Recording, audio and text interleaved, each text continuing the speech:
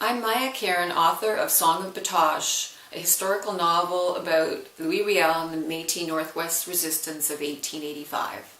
I'm Métis from Red River and Batoche.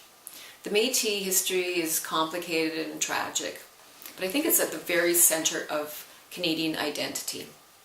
If I'm going to talk about my own Métis identity, I always want to talk about my ancestors. And my great-great-great-grandfather, Pierre Pronto, was the president of Louis Riel's provisional government during the Northwest Resistance. And I have a picture of him here, taken shortly after his arrest. My great-great-great-grandfather, Pierre Pronto, was the third from the left. He was 68 years old at the time. He was also a supporter of Riel's in the Red River Resistance in 1870. This is taken just outside the Regina Courthouse, where Riel was being held as well.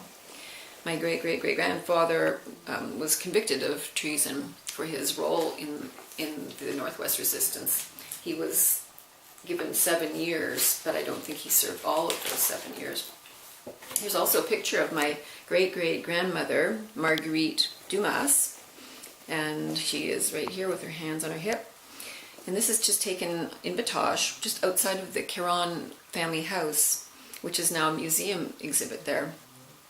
Marguerite famously told Riel that if he didn't send reinforcements to the Métis men fighting in Toron's coulee, that she would send them. She would go herself, actually, and bring the reinforcements.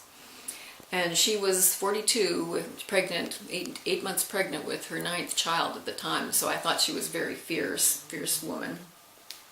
I also have another ancestor, Michel Dumas. Here's a picture of him. All of these pictures are in museums, so I don't have any of the originals. He went with Gabriel Dumont to pick up Louis Riel from Montana in 1884 when the Métis invited Riel there to petition for their land claims from the government.